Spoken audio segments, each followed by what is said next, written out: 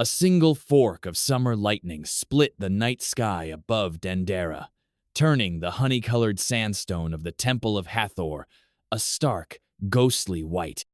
In that flash, Dr. Leila Hassan, archaeologist-engineer and daughter of Egypt, caught sight of a carved lotus bulb on the crypt's north wall. For one impossible heartbeat, she thought the stone glowed. The impression vanished as thunder rolled away, but the memory clung to her mind, bright and insistent, like the afterimage of a camera flash. It was the first sign that faith, science, and ambition were about to collide in ways no one on her team could have foreseen. Leila was not the sort of Egyptologist who haunted university corridors in tweed jackets. She had started her career as an electrical engineer in Cairo, soldering circuits for solar grids in the Sinai. But her father's battered field diary, left behind after his sudden passing, had drawn her into archaeology. He had spent decades sketching the mysterious Dendera Light reliefs, convinced they depicted an ancient form of illumination. Most scholars dismissed the idea as fantasy, but after his death, the diary felt like an unfinished conversation. Leila's new path was a promise to finish it. That sweltering August, the Egyptian Ministry of Tourism granted Leila and her colleague, curator Samir Ayad, rare after-hours access to the sealed crypts beneath Hathor's sanctuary. With them were Jonah Reynolds, a lanky American graduate student who spoke Middle Egyptian as easily as breathing, and Gerard Dupont, a silver-haired financier whose generous donations had bought him a place on the team. Dupont claimed he was there for history, but his sharp eyes and expensive cufflinks hinted at other motives. As the last tourists were ushered out, Leila unrolled her father's diary on a collapsible table. Inside, a sketch labeled "Ba of the Sun Trapped Within Stone Lotus" pointed to a hidden stair, unmentioned in any official report. Each step was annotated with electrical symbols: copper, zinc, acid, coil. Even Jonah, usually unflappable, raised an eyebrow. If you're enjoying this story, don't forget to subscribe and join us for more stories where history's secrets come alive. Your dad thought the Egyptians built batteries big enough to power lamps? He asked. He thought they built something, Leila replied, tracing the penciled spiral deeper underground. And he believed the last clue was literally etched in stone. Tonight, we find out if the past still holds a charge. They set out, footsteps echoing beneath barrel-vaulted ceilings painted with midnight blue skies and golden constellations. The official corridors ended at a limestone wall. Leila's father had labeled "false." With careful chiseling, they revealed a narrow shaft spiraling into darkness. Cool air, tinged with myrrh, drifted up as if the temple itself exhaled secrets. Jonah tested the ancient wooden stairs. They groaned but held. The team descended, headlamps flickering. 50 steps down, the shaft opened into a circular chamber.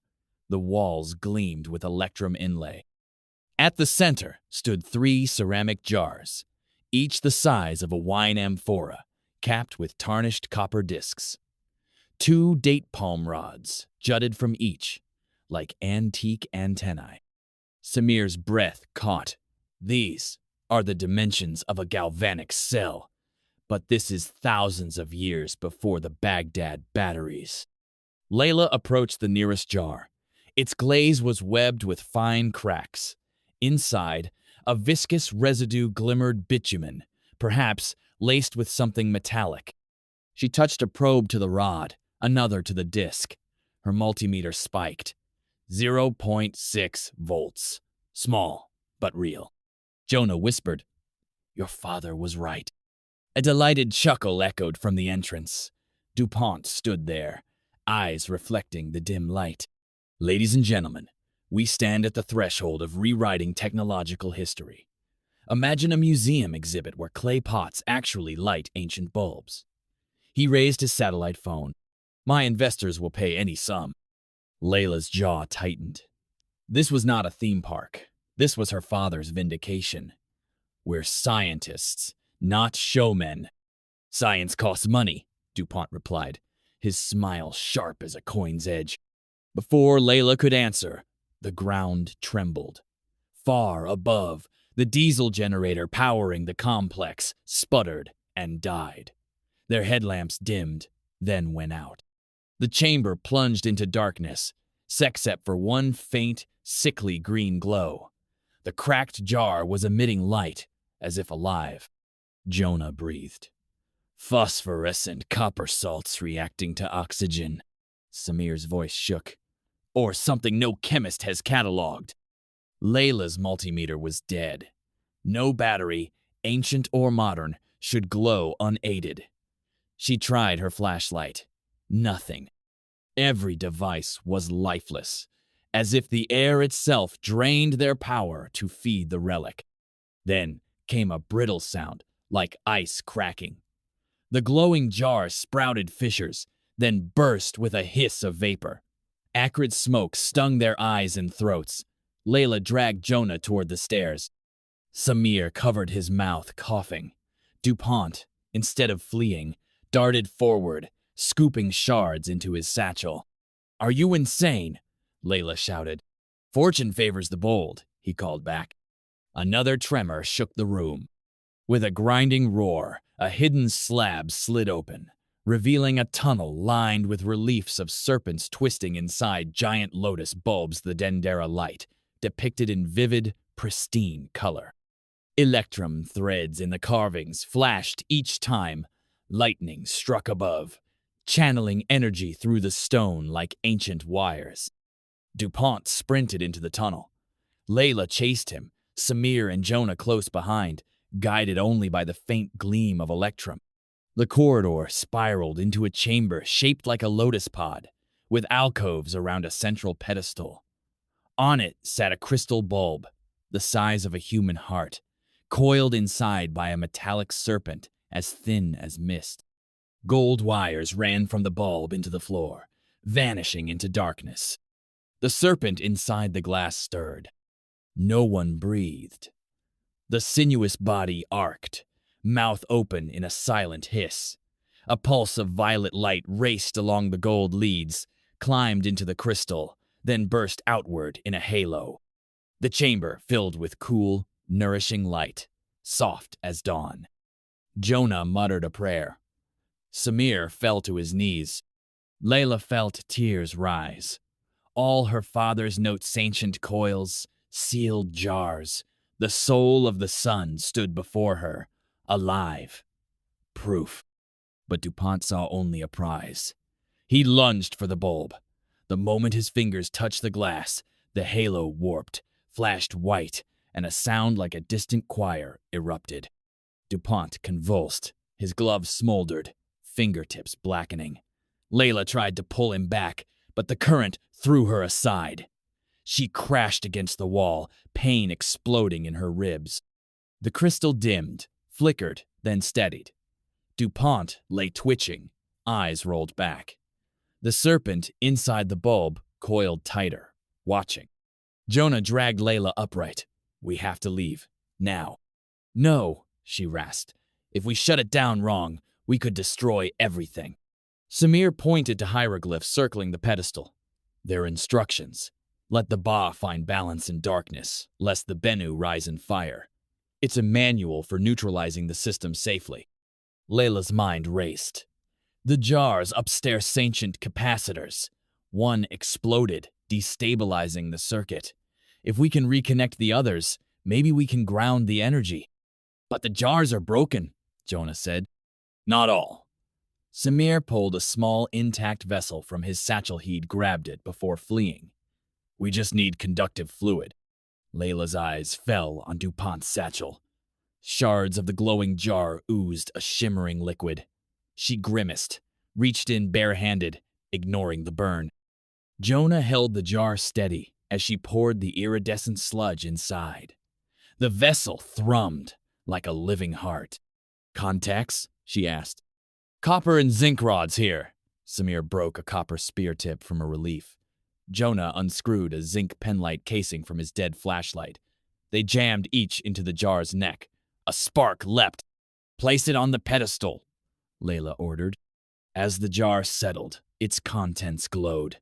Gold threads on the floor drank the light, channeling it back to the lotus bulb. The serpent flashed blinding white, then calmed, pulsing gently. DuPont's convulsions stopped. He slumped, breathing ragged but alive. The chamber exhaled. No more tremors, no ominous hum, just a hush as deep as desert midnight. When their eyes adjusted, the reliefs on every wall glowed softly, like bioluminescent coral. The system, ancient yet elegant, had balanced once more. Leila's watch beeped. The generator outside had restarted. Her flashlight flickered back to life, though its LED seemed crude compared to the lotus's tranquil radiance. Jonah broke the silence. "If word gets out, tomb robbers will descend like locusts." Leila nodded. "And governments, armies, corporations. A power source that never dies? Wars have started over less." She looked at DuPont, groaning on the floor. "He'll never keep this secret." Samir read more glyphs, voice trembling. "The Guardian sealed this chamber so that unworthy hearts would fear the serpent's bite." He glanced at DuPont. "Maybe the temple still chooses." Leila traced the pedestal's edgetony levers, once thought decorative, were actually switches. With a heavy heart, she flipped the main toggle. The gold wires darkened. The serpent curled into sleep. Its light folded away. Another lever closed a granite door across the corridor, sealing them in. But a final switch rotated a hidden wall, letting daylight spill in, and revealing a ramp to the open desert, far from the tourist paths. A secret escape, designed for priests who once tended this holy circuit. They hoisted DuPont and climbed upward. When they emerged, dawn painted the Nile Valley in rose and gold. The temple stood behind them, its pylons silhouetted against the waking sky. Camels bleated in distant fields. The first call to prayer drifted from the village minaret. Jonah whispered, "We just buried the greatest archaeological discovery of the century."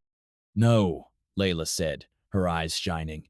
"We protected it until humanity is wise enough not to weaponize the sun's soul." She pressed her father's diary to her chest.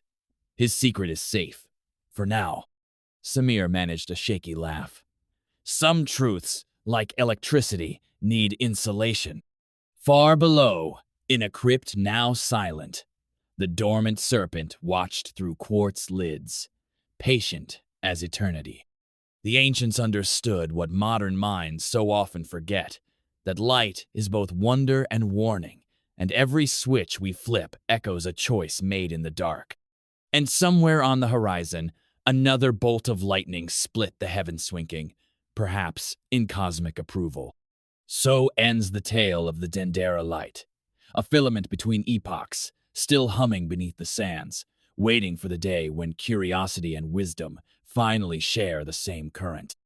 If you enjoyed this journey into the mysteries of the past, don't forget to subscribe and join us for more stories where history's secrets come alive.